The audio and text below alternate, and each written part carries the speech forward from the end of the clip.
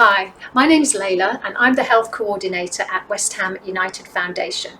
Now today, Wednesday the 18th of October, is World Menopause Day. Now there's a growing awareness around the menopause, its signs and symptoms and how it impacts women in the workplace and in general, which is great because it can be an incredibly challenging time for women. So the more understanding there is, the better for everyone. Now, I'd like to share with you some exercise related tips about how to manage this potentially difficult transition that occurs in every woman's life at some point. So in terms of exercise, we know there's a lot of benefits to exercise and it can help minimize or offset some of the negative aspects of the menopause.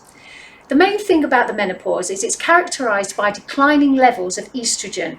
Now, one of estrogen's functions is to protect our bones. The way it does that is it helps the bone building cells called the osteoblasts do their job and build up bone, and it also helps slow the rate down at which we lose bone.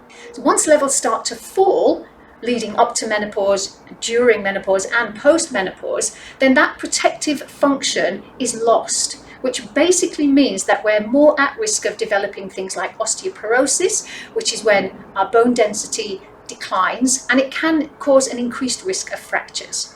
Now, one way we can minimize this effect is by doing what we call weight-bearing exercise.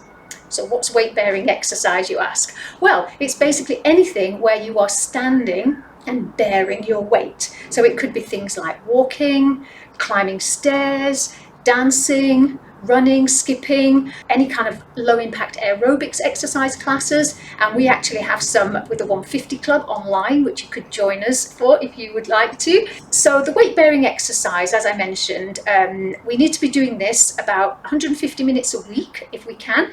And if you're not used to being active, try and build up slowly. Aim maybe for 30 minutes, 5 times a week. You could break that up into 10 minutes, three times a day, 5 days a week, whichever way you want to do it. The trick is to start slowly and build up gradually.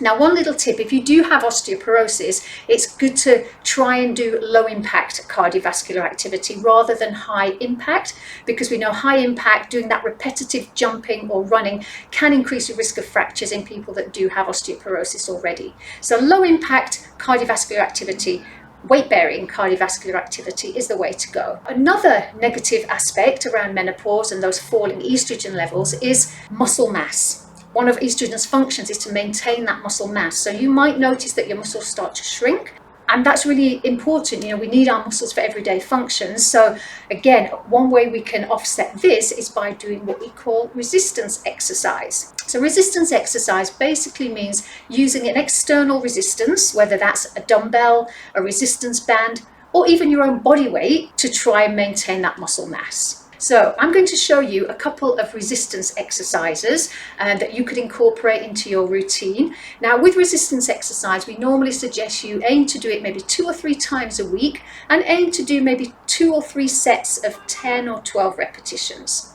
So the first one I'm going to show you is a press up. Great body resistance exercise. Now this would be a beginner's level where you're in what we call a box press up. Your knees are under your hips, your hands are under your shoulders. You engage your tummy, pull that in nice and tight to keep your back as flat as you can.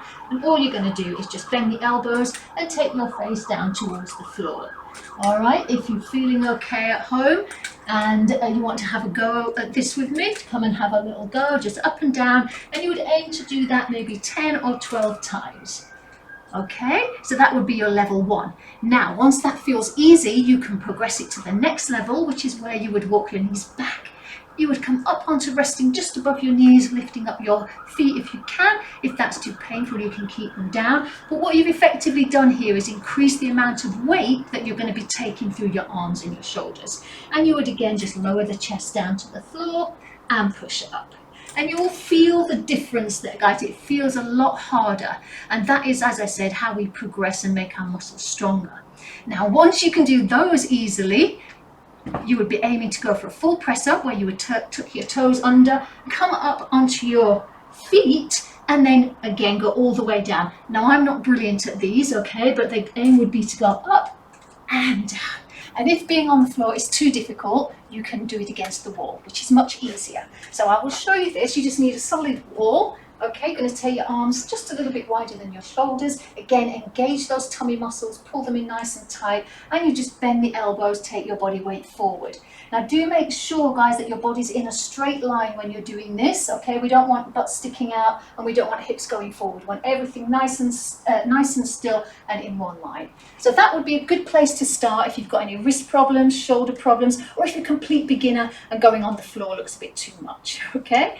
Now, the next thing we can do, another body resistance exercise, is a squat. So again, another great weight bearing body resistance exercise, which you can progress as you go. Now, a basic squat would be your feet about hip width apart, again, engaging those abs, always thinking about that posture, and you're just going to slowly sit back, pushing your hips back and your weights in your heels, and then you come up.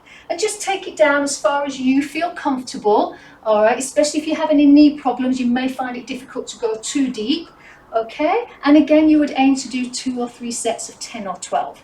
Now, a way you can progress that is you can maybe change your foot position, take it into a wider leg squat. You can add hand weights to make it harder and add a bit more resistance. Another way you can do a squat, if you're not used to doing them, is by using a chair. So you just need a sturdy chair. Okay, make sure you put it against something so you're not going to push it back when you sit down. And all you do is just stand in front of the chair and you're just going to sit down and stand up again. Simple as that.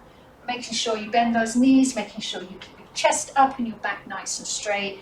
And you would just do the same thing this way. So this is a good way to start out if you're not used to doing them. If it does become too much on your knees, you can just sit down and take a little rest. But ideally, guys, you want to try and keep it going, just barely touch down and then come back up again, really using these muscles here. Okay? So that's a couple of resistance exercises, and we mentioned weight bearing, cardiovascular activity. Now, other activities that can be helpful during menopause are things like Pilates and yoga, anything really that promotes improvements in our flexibility, posture, can be really, really beneficial and help to reduce our risk of falls as we get older. Now, there are also mental benefits to exercise, and we know that menopause has a lot of negative mental aspects to it as well, like brain fog, reduced concentration, reduced ability to focus. So exercise in general gets that blood moving everywhere, gets blood pumping to the brain, which is really, really good. And we know that, those mental benefits of exercise are things like reduced anxiety and stress, improved confidence and mood.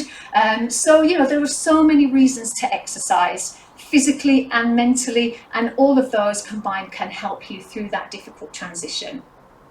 Now, I could stand here and go on all day about this because there's so many aspects to it, but I'm just going to end here and say I hope that what we've shown you today does inspire you or encourage you to build some kind of regular activity into your routine. All right, so on that note, I'll wish you a happy World Menopause Day from myself and everyone at West Ham United Foundation. Thank you and bye.